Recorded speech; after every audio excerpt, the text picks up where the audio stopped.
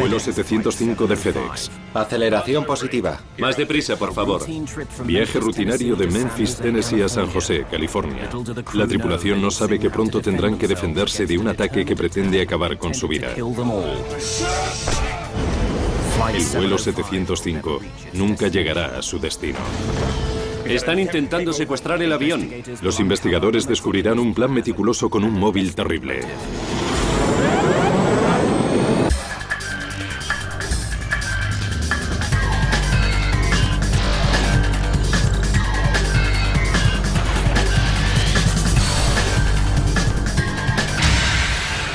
Mayday, catástrofes aéreas. Esta es una historia real. La reconstrucción está basada en una transcripción de control aéreo original. Abril de 1994. Un avión de cargo de FedEx va de camino a California. Es un día perfecto para volar. ¿Altímetros? 9200. Pero detrás de la cabina, en la zona de carga, está a punto de ocurrir un desastre. Los pilotos del vuelo 705 de FedEx están a punto de vivir una situación sin precedentes. ¡Dios mío!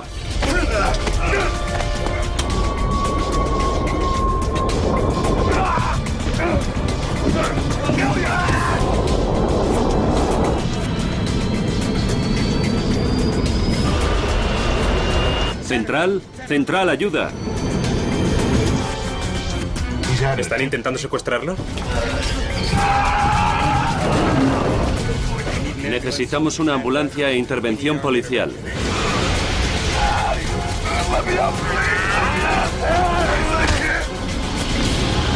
Ataque suicida.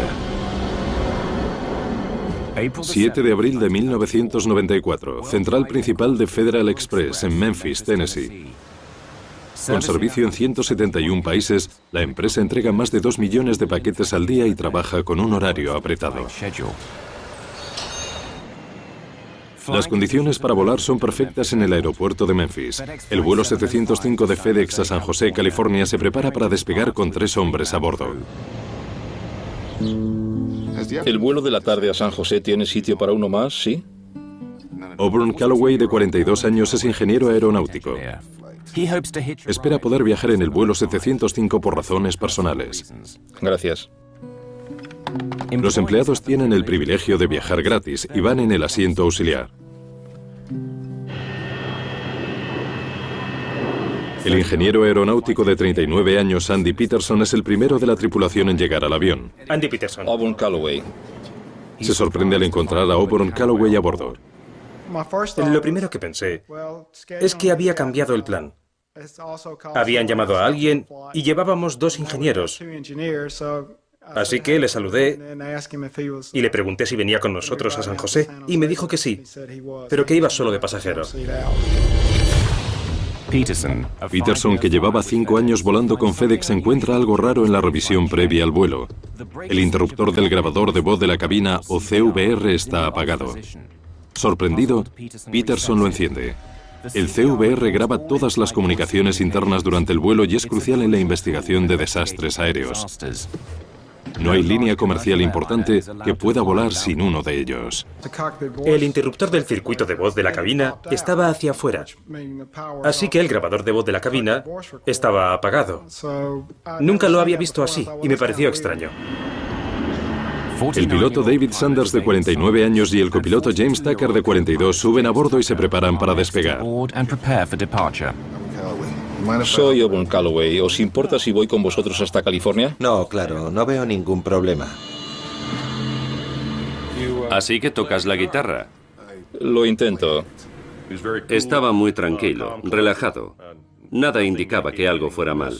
De hecho, me di cuenta de que había una funda de guitarra delante de la red de contención, pero enseguida entré en la cabina y empecé con los chequeos porque teníamos mucho que hacer. Pero algo iba mal. No lo sabían, pero originalmente el programa decía que Calloway tenía que ser el ingeniero de ese vuelo. Pero él y su tripulación sobrepasaron sus horas de vuelo por 1 minuto el día anterior y ellos les habían reemplazado. Aún así, Calloway estaba decidido a montar en el vuelo 705 a toda costa. Creo que volará. ¿Tiene todos los tornillos en su sitio? Sí. Cuando salí a ver la carga y volví a la cabina, me di cuenta de que el interruptor del circuito estaba quitado otra vez. Lo volví a poner y decidí que vigilaría por si se quitaba en vez de llamar a mantenimiento. Esperaría a ver si se quitaba para llamar a mantenimiento porque es algo sin lo que no te dejan volar.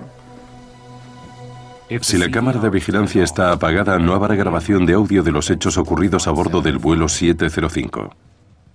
La tripulación viaja junta por primera vez. Tucker y Sanders son exmarines. Sanders lleva 20 años en FedEx. James Tucker, con esposa y 3 niños en casa, lleva 10 años en la empresa.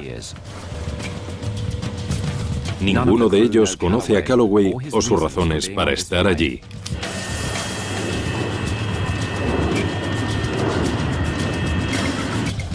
Express 705, pista 27 lista para despegue. Express 705 listo para despegar.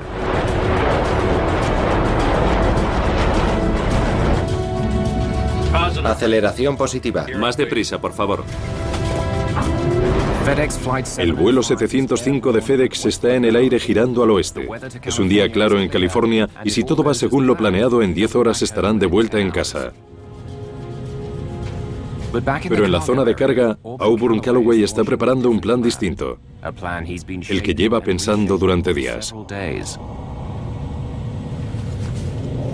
Como buen ajedrecista, Calloway ha pensado en todos sus movimientos. Que le sacaran de la tripulación del vuelo 705 ha sido un pequeño fallo, pero nada irremediable.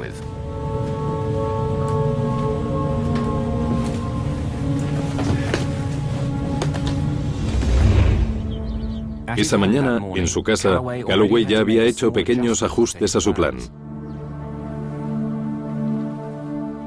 La bolsa de viaje que pensaba llevar está rota, así que guarda sus cosas en una funda de guitarra. Como empleado de la empresa es poco probable que le registren, y una funda de guitarra parece inocente.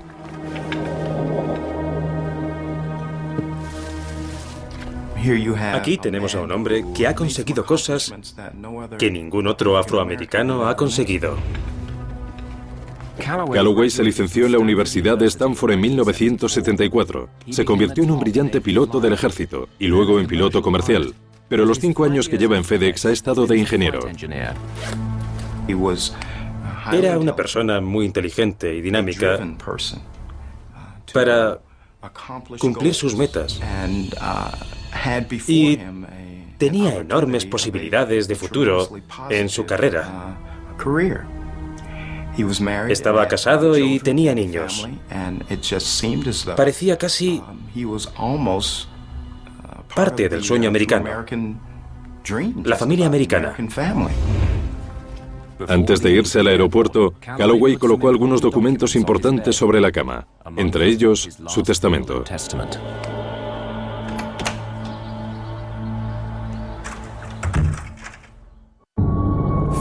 El vuelo 705 de FedEx está a solo unos minutos de Memphis, aún subiendo y sobrepasando los 5.800 metros. Jim Tucker pilota el avión usando el modo de control de mando y disfrutando del cielo despejado. A un par de metros se sienta Auburn Calloway. Tras él se encuentran expectativas frustradas de una carrera brillante y un matrimonio que acabó con lágrimas. Despegue completo. Calloway tiene un plan terrible. La funda de guitarra está llena de martillos y un arpón. Lejos de las miradas de los otros, prepara sus armas. Para que salga bien, Calloway tiene que actuar deprisa. La velocidad y la fuerza serán cruciales. Calloway es un expiloto del ejército y experto en artes marciales, así que la velocidad y la fuerza son parte del paquete. El plan original era deshacerse de su tripulación original, que eran 2 personas. Una mujer más pequeña que la tripulación, a la que tuvo que enfrentarse en el vuelo 705. No, vivo en Fisherville. Fisherville, buen sitio. La puerta de la cabina estaba abierta de par en par. Y me di cuenta de que Calloway había entrado. Le vi por el rabillo del ojo y básicamente vi su brazo acercarse. Pensé que solo venía a sentarse y charlar un rato.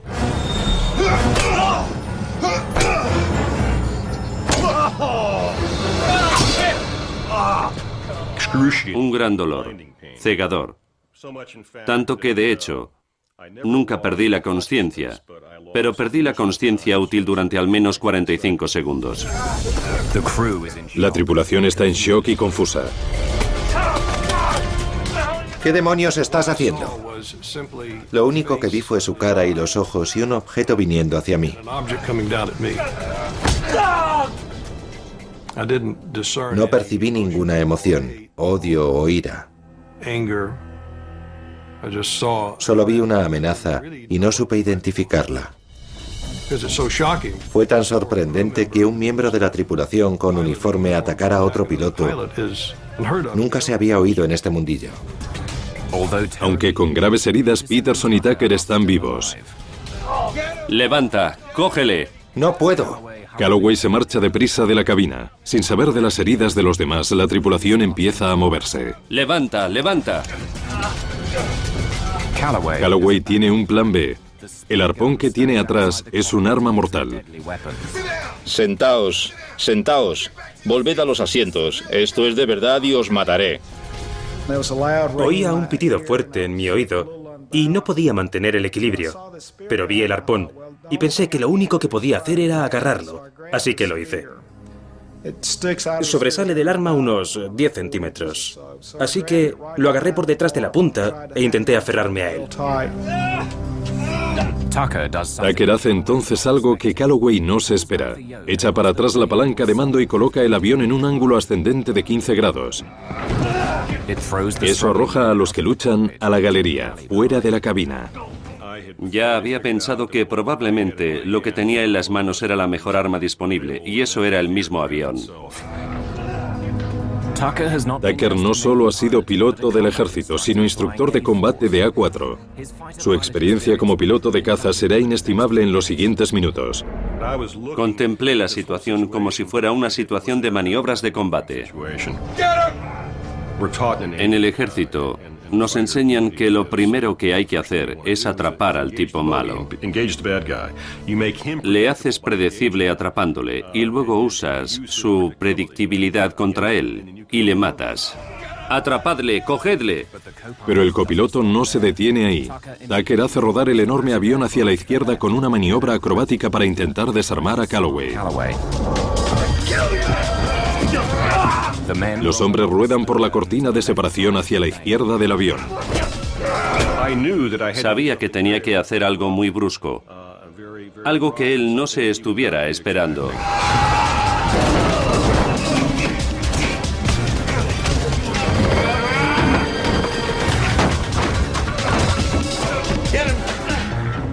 Tucker no tiene ni idea de si hacer girar el avión ayuda a Sanders y Peterson mientras intentan reducir a Calloway. La lucha continúa con los hombres contra el lado izquierdo del avión. Los de la tripulación pierden sangre y fuerza con rapidez. ¡Dame el martillo! Tucker sigue haciendo girar el avión mientras intenta mantener una referencia visual por la ventanilla del capitán.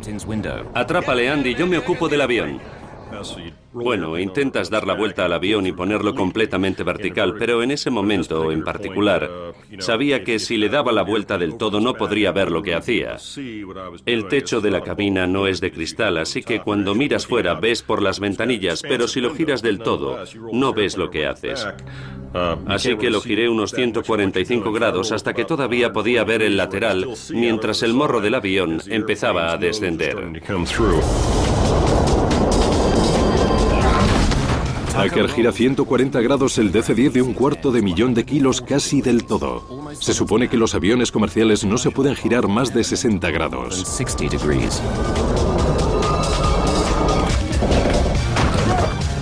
Los hombres siguen luchando en el techo del avión. Calloway agarra el martillo con la mano que tiene libre y le da a Sanders en la cabeza. Tucker decide tirar de la palanca de mando y hacer que el avión caiga en picado. Una apuesta arriesgada, pero astuta.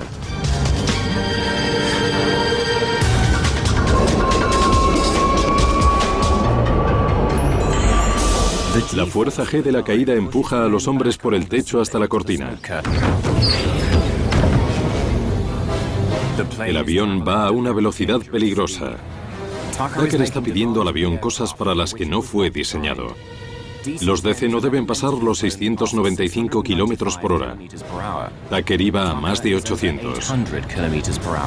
Ningún DC ha volado tan rápido y ha sobrevivido.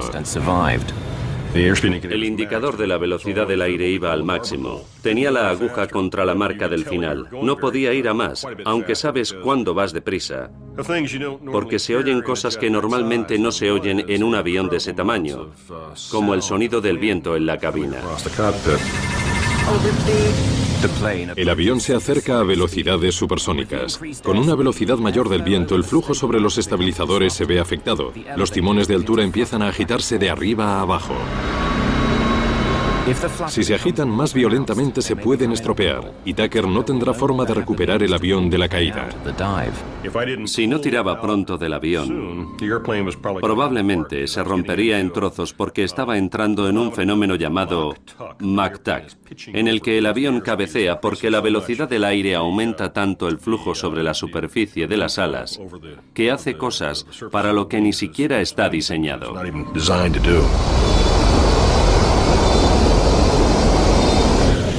La herida en el lado izquierdo del cerebro de Tucker empieza a paralizar funciones del lado derecho del cuerpo. Tucker se da cuenta de algo alarmante. El avión ha estado viajando a una velocidad increíble porque las palancas del acelerador están en automático para el despegue. El DC-10 cae en picado con los motores casi a tope. Tucker debe soltar la mano útil de los mandos para frenar el acelerador. Con los motores parados, el DC-10 todavía no está fuera de peligro. A pesar de las maniobras de Tucker, Calloway está ganando. Calloway me pegó por tercera vez en la cabeza y casi me dejó inconsciente. Empecé a desvanecerme al tiempo que pensaba que podíamos no salir de allí. Cuando Tucker empieza a sacar el avión de la posición de caída, el revoloteo del timón aumenta. Los alerones del timón que hacen de contrapeso que ayuda a los pilotos a manipular el timón se rompen y empiezan a arrugar la cubierta del estabilizador. Tucker teme que si lo eleva demasiado rápido durante la caída, toda la superficie de la sección de cola simplemente se deshaga.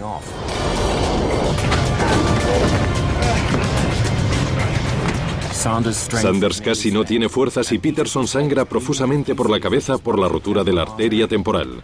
Entre los dos consiguen reducir al atacante. La fuerza G empezó a reducirse cuando empezó a nivelar y a salir de la posición de caída. Entonces vi que Calloway tenía un martillo en la mano. Fui a por el martillo con las dos manos y se lo quité. Sanders cree que esto es definitivo. ¡Suelta el arpón! El avión está a salvo por el momento.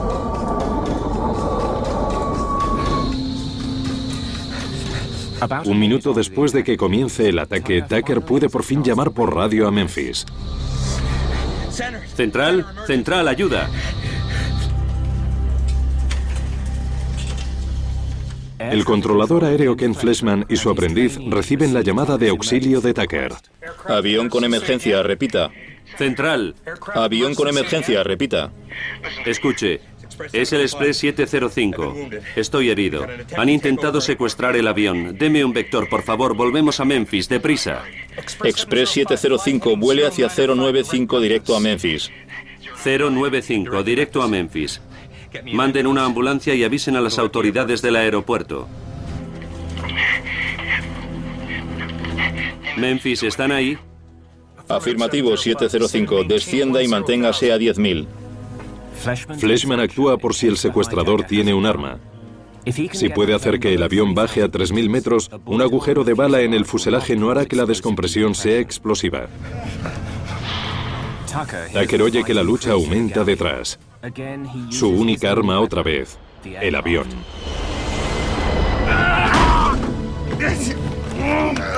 La maniobra arroja a los hombres contra el lateral. ¡Suelta el arpón! Oiga, no deje de hablarme, ¿vale? Express 705, afirmativo. Si necesita una ambulancia, no se retire y la tendrá.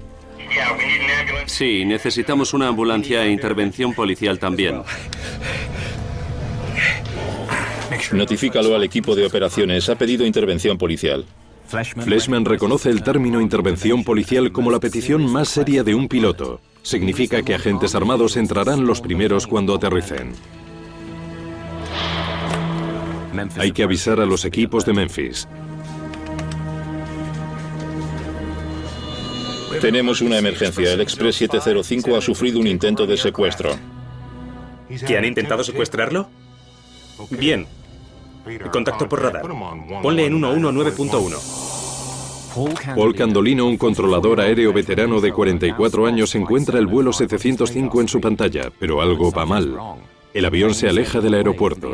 Parece que el secuestrador se ha hecho con el avión. En el control aéreo observan impotentes cómo se alejan del aeropuerto, mientras la lucha por el control del avión continúa. El copiloto James Tucker está forzando al DC-10, su mejor arma, hasta el límite. Ahora gira la palanca de mando volteando el enorme avión hacia el lado contrario. Tucker, apoyándose en su experiencia militar, vuelve a poner el avión en posición, haciendo sus maniobras impredecibles. Allí estaba, solo en la cabina. La lucha aún seguía detrás. No sabía quién ganaba y quién perdía. Y ese fue el momento que tuve para asustarme. Fue una situación verdaderamente horrible, pensando que era posible que Auburn estuviera ganando. Suelta el arpón. 3 minutos y medio después del ataque, aunque reducido y herido, Auburn Calloway no suelta el arpón. ¡Me ha mordido! La ira se acumulaba, así que cuando le golpeé fue con la intención de que parara, que no pudiera luchar. No matarle, pero herirle lo suficiente para que no luchara más. Así que cuando le golpeé con el martillo usé toda la fuerza que tenía. Sanders y Peterson dominan momentáneamente a Calloway. Ponlo en piloto automático y ven aquí. El capitán le grita a Tucker que vaya a ayudarles, pero él es quien pilota el avión. Express 705, contacte con Memphis por 119.1. Conocen su situación. Petición de una sola frecuencia de contacto. Una sola frecuencia de contacto recibido. Lo comunicaremos. 119.1. Ponlo en piloto automático. Jim, ven deprisa. Ven aquí. Hay que entender que seguramente sea lo más raro que me han pedido, porque allí estaba. El único en la cabina y tenía que levantarme e ir a la parte de atrás. Eso significaba ponerme de pie. Hasta ese momento no lo había intentado y me resultó muy difícil. Jim Tucker, con el cráneo fracturado y solo un lado del cuerpo operativo, pone el piloto automático y lucha por levantarse del asiento. Vale, 1 minuto, ya voy. Pero el giroscopio del avión no se ha estabilizado lo suficiente para que se pueda poner el piloto automático. Vale. Ahora nadie pilota el avión. FedEx 705, ¿me escucha? Paul Candolino intenta establecer contacto por radio con el vuelo 705, pero no hay respuesta. Su pantalla de radar indica que el avión ha girado al norte, luego al oeste y finalmente al sudoeste, alejándose del aeropuerto. Solo oye un aterrador silencio. Podría estar pasando cualquier cosa allá arriba. Cuando llegué a la zona de carga, me quedé horrorizado con la visión. Los 3 estaban cubiertos de sangre. Auburn Calloway estaba boca arriba. Había papeles por todas partes. El asiento auxiliar estaba todo rasgado. Había huellas ensangrentadas en el techo. Había ropa que se había salido de un armario. Era una verdadera carnicería. Sanders ha desarmado a Calloway y le da el arpón a Tucker. Si te mueves, te mato. Manténlo a raya, yo me hago cargo del avión. Ponte a los mandos. Deciden que Sanders, el capitán, llevará el avión de vuelta a Memphis. Oye, coge esto. Tucker quiere que las armas estén tan lejos de Calloway como sea posible y le dice a Sanders que se las lleve a la cabina. En una situación de emergencia se espera que el capitán del avión lo pilote. Estaba como en una nube por la lucha y no estaba seguro de en qué dirección íbamos. No sabía en qué condiciones estaba el avión, pero parecía volar bien. Me salía mucha sangre de la cabeza y no veía por el ojo izquierdo. Pensé que la lucha había terminado. Le había dado a Calloway 4 veces en la cabeza con un martillo de medio kilo, tan fuerte como había podido. Había dejado de luchar, estaba sangrando y parecía malherido. Tucker ya no sabe si está agarrando el arpón o no. Los golpes de la cabeza han provocado un coágulo en el cerebro y han dañado el sentido del tacto. Dejad que me levante. No pelearé más. Por favor, no puedo respirar. Aunque tiene varias brechas en el cráneo, Auburn Calloway no es de fiar. Los dos pilotos saben que se están quedando sin fuerzas. Sanders, seguro en el asiento del piloto, debe llevar el avión a tierra, y deprisa. Memphis, ¿me escucha? ¿Es el Express 705 de FedEx? FedEx 705, sí. Express 705, recibido. Le escucho. Puede proceder a dirigirse a Memphis si puede. Está libre la pista 9. El altímetro es 3029. Comprende que esto es una emergencia. Necesitamos que la policía venga al avión. Pararemos en la pista si podemos. El capitán Sanders, sin gafas y con sangre metiéndosele en los ojos, cree que el avión se dirige hacia el aeropuerto, aunque lleva dirección sudoeste, alejándose de Memphis a 550 kilómetros por hora. Recibido. Express 705, ¿tiene la situación bajo control o está progresando? Parece que lo tenemos bajo control. Candolino quiere avisar al piloto, pero teme que aún estén atacando a la tripulación y estén intentando despistar al secuestrador yendo en otra dirección. ¿Express 705 puede girar hacia el aeropuerto? Sí, teme un vector. 100, vector Memphis. Sanders quita el piloto automático y pone rumbo al aeropuerto. Estamos girando hacia el aeropuerto. Por el momento la situación a bordo del DC-10 parece controlada, pero ahora podría ocurrir un desastre potencial. En el aeropuerto de Memphis el personal de emergencia se prepara. Necesitamos que la policía venga al avión. Pararemos en la pista si podemos. Un avión de carga de FedEx está a punto de aterrizar después de que un supuesto secuestrador intentara tomar el control. La tripulación está malherida. El paramédico David Teague es uno de los primeros en atender la llamada. Avisaron por megafonía de la torre de control. Yo era nuevo en la zona, así que no pude entender muy bien, pero entendí las palabras secuestro y algo más. Y luego nos dijeron que habían secuestrado un avión. Luego nos enviaron a la pista donde el avión iba a aterrizar. El avión se dirige al aeropuerto de Memphis, pero eso mismo representa algo aterrador.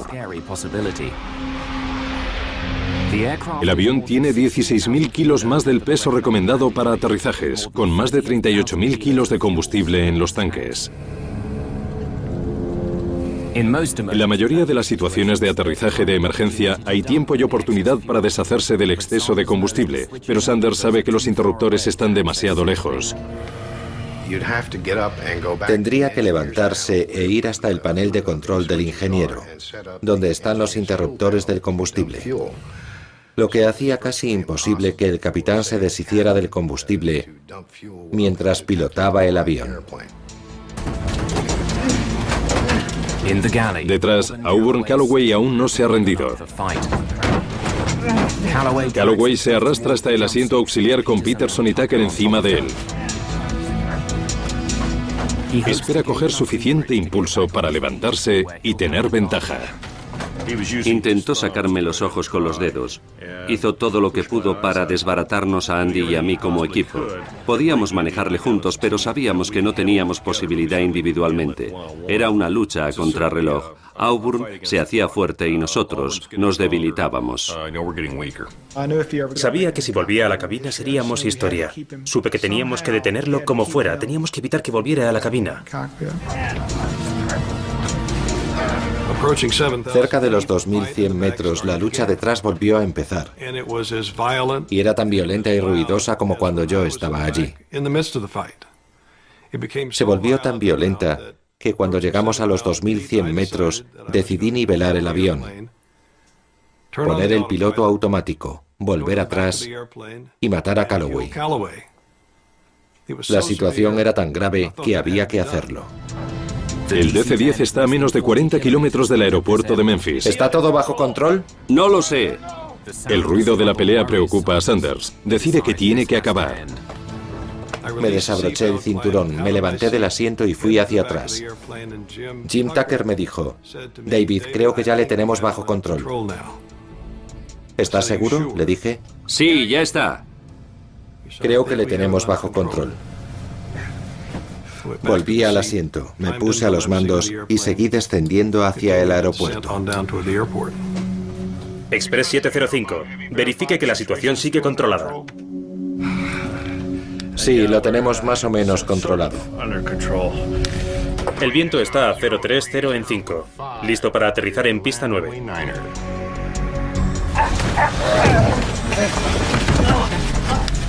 ¿Lista para aterrizar? Ahora Sanders se enfrenta a otro posible desastre. El retraso causado al levantarse del asiento significa que supera la velocidad de aproximación. Va demasiado alto y muy deprisa. No podrá frenar un avión con sobrepeso a tiempo para aterrizar en la pista 9. Voy a girar hacia la 36 izquierda. La pista 36 izquierda es más larga, con 2.800 metros, pero es perpendicular a su rumbo. Para aterrizar allí tendrá que hacer una serie de giros, maniobras normales para un caza o una avioneta, pero para un DC-10 con sobrepeso y un piloto herido, casi imposible. Primero tendrá que girar 90 grados a la derecha, volar en paralelo a la pista y hacer un ajustado giro de 180 grados. Bien, Express 705. Pista 36 izquierda lista para aterrizar. Buena visibilidad para 36 izquierda. Viento es 050 en 8. Sanders debe ignorar los avisos del ordenador y llevar al avión más allá de sus límites. El avión está casi de lado. De pronto giró completamente sobre el ala. Parecía un caza haciendo un giro muy justo. Y luego desapareció detrás de la terminal. Cuando descendió no podíamos verlo. Al principio pensamos que se había estrellado porque había obras y salía humo al sur de la terminal, casi a donde íbamos. Hay un martillo en la bodega. Los hombres pelean por alcanzarlo. Esta podría ser la última oportunidad de Calloway de hacerse con el control. Sanders ha girado 90 grados al sur volando en paralelo con la pista 36 izquierda. El avión iba a unos 90 metros sobre el suelo entonces. Los motores estaban parados. Llevaban así desde los 2100 metros. Eso es algo muy poco común en el aterrizaje de un avión grande. Siempre te aproximas a tierra con los motores encendidos y a mucha potencia. En este caso estaban apagados porque quería que el avión frenara para no pasarnos del límite de velocidad de aterrizaje y de alerones, para tocar tierra a menos de 195 nudos. Con los alerones y el tren de aterrizaje bajados, Sanders aún se acerca demasiado deprisa y las alarmas del ordenador suenan sin cesar. La pista tiene 2.800 metros. Un DC-10 normal solo necesita 1.900 metros para parar, pero el vuelo 705 pesa demasiado y hasta esta pista puede que no sea suficiente.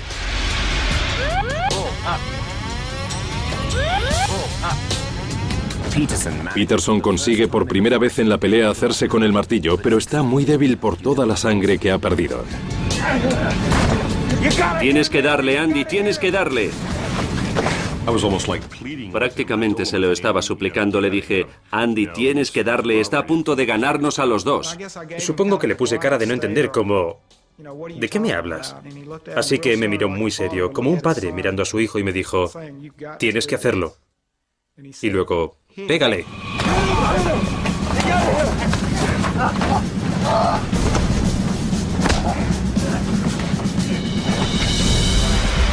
El DC-10 está a solo unos metros sobre la pista, yendo a 382 kilómetros por hora.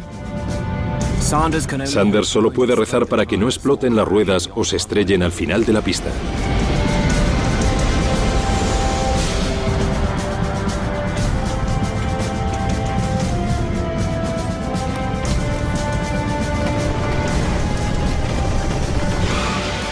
Por suerte, las 10 ruedas soportan el impacto. El capitán David Sanders ha aterrizado el avión dejando solo 300 metros de pista por delante. La tripulación del vuelo 705 está a salvo en tierra, pero no fuera de peligro.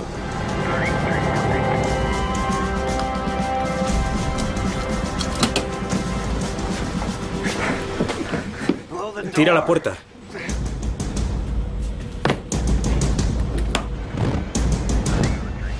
El tobogán está cubierto como de polvo de talco para que no se pegue cuando hay que abrirlo, pero eso lo hace resbaladizo cuando subes.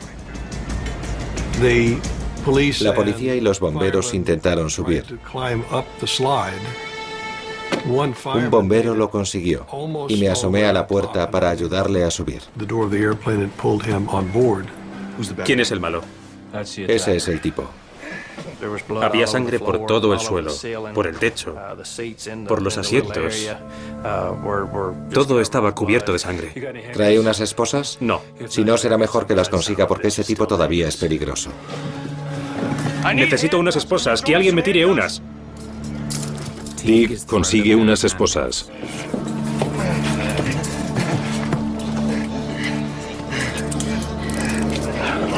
Quédese aquí apretando la cadena. Quita el pie. Me haces daño. Sanders sujeta a Calloway mientras Tig examina a Peterson, que apenas tiene pulso y es el primero en salir del avión.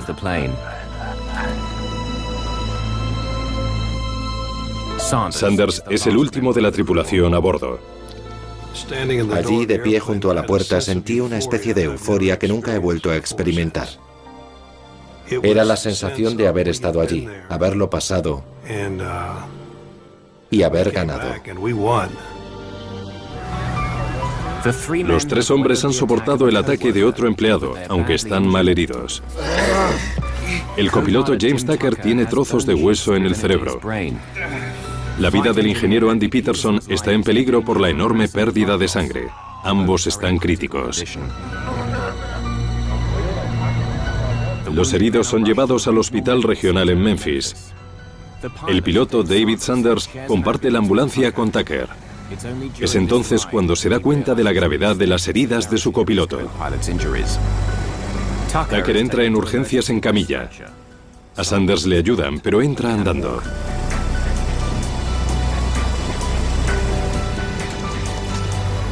Esposado y vigilado, Calloway llega al mismo hospital.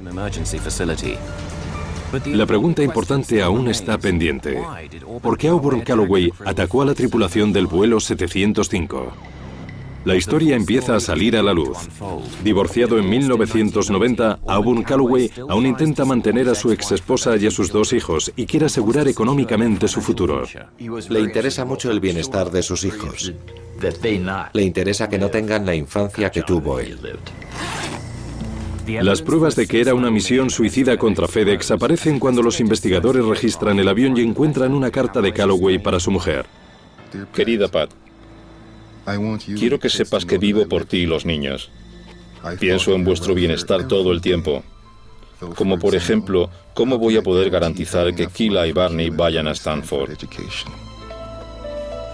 Estaba obsesionado con su bienestar económico. Le interesaban sus hijos. Creo que también le interesaba su matrimonio, aunque se estuviera rompiendo o se hubiera roto en el momento del incidente, aunque sospecho que no era fácil estar casada con él. El 7 de abril de 1994, Calloway pensaba que su carrera había terminado. Su vida había sido una decepción detrás de otra, un matrimonio fallido, unos niños a los que no puede mandar a la universidad, un piloto brillante que acaba de ingeniero en un avión de carga, y quizá hasta eso estuviera a punto de acabarse. Al día siguiente tenía que haber ido a una audiencia de FedEx por una información falsa que había aportado. Durante la investigación, apareció que había engrosado el número de horas de experiencia de vuelo que tenía. Y la empresa estaba revisándolo. Calloway podía temerse que le iban a despedir. Con solo 42 años su vida profesional podía haber acabado. Y se le ocurre algo.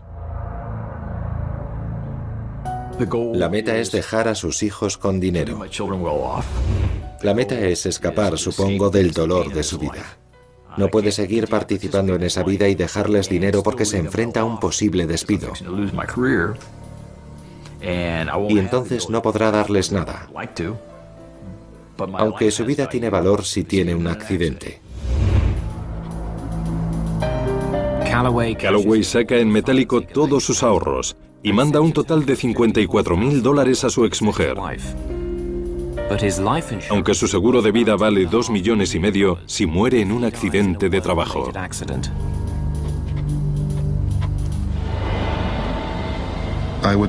Prefiero morir cuando, dónde y como yo elija. He llegado a la conclusión de que mi seguridad y mi futuro están amenazados o comprometidos. Es mi hora. Es hora de irme.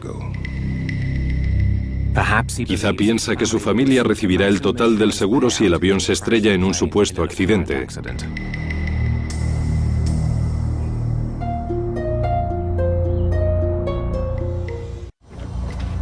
Si esa era la idea de Calloway, estaba planeado a la perfección. Llevaba armas poco comunes para un secuestro, martillos y un arpón. Después de herir a la tripulación, puede tomar el avión. Una bomba o una pistola habrían dejado rastros en la escena, pero si los investigadores encontraban un arpón o martillos, sería difícil conectarlos con un ataque a la tripulación. Creo que habría sido imposible notar la diferencia entre las heridas de un martillo y las sufridas al estrellarse el avión. Auburn llevaba toda una semana preparándose para morir y, básicamente, dejando las cosas en orden. Calloway fue a un abogado para cambiar su testamento antes de embarcar en el vuelo de FedEx. Dejó su testamento sobre la cama para que se encontrara fácilmente.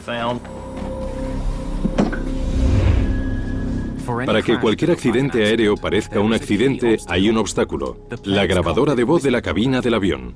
Apagar el interruptor del CVR habría evitado cualquier grabación. Creo que volará. ¿Están todos los tornillos en su sitio? Sí. Si Peterson en su comprobación descubría el interruptor apagado, sería una pega. Pero Calloway lo sabría y solo tendría que volar durante media hora para que se terminara la cinta. Después de ese tiempo, cualquier grabación incriminatoria quedaría descartada. El vuelo de FedEx 705 duró 30 minutos, pero su impacto permanecerá durante años. Le condenaron por intento de piratería aérea, un delito que supone de 20 años de cárcel a cadena perpetua. Aunque Auburn Calloway alegó enajenación transitoria en el juicio, el jurado no le creyó y le declaró culpable. El 11 de agosto de 1995 le condenaron a cadena perpetua en una cárcel federal. No tiene derecho a libertad condicional. Los pilotos del vuelo 705 son los héroes. Es increíble lo que consiguieron hacer, dadas las heridas que les provocó. Cuando a alguien le dan con un martillo en la cabeza, puede haber fracturas radiales que se extienden por el cráneo y si le dan con suficiente fuerza, pueden incrustar fragmentos de hueso en el lugar del impacto del martillo con el cráneo. Esto es una réplica de mi cráneo. Lo recompusieron gracias a un TAC para darle la forma adecuada de mi cráneo y también la del hueco que tenía. Esta es la zona donde me golpeó, el parietal izquierdo. Durante 1 año y medio tuve que ir por ahí con esto. Tardé 2 años y medio en recuperarme del todo, porque tuve que aprender a andar, a hablar y comer otra vez. Me sometí a 3 operaciones. Le operé 2 veces más después del tratamiento inicial y luego lleve su rehabilitación. Pueden hacer piezas que se ajusten al tamaño exacto del hueco que haya en el cráneo y al grosor del mismo también. Es de material acrílico para prótesis de tejido duro. El 26 de mayo de 1994 le concedieron a la tripulación del vuelo 705 de FedEx la medalla de oro al valor de la Asociación de Pilotos de Aerolíneas, la condecoración más importante que puede recibir un piloto civil. Sin embargo, por las secuelas de las heridas, ninguno de ellos podrá volver a pilotar un vuelo comercial. Siempre pensé que iba a luchar, que iba a superarlo, hasta que descubrieron que tenía ataques. Ahora no los tengo, pero porque tomo medicación.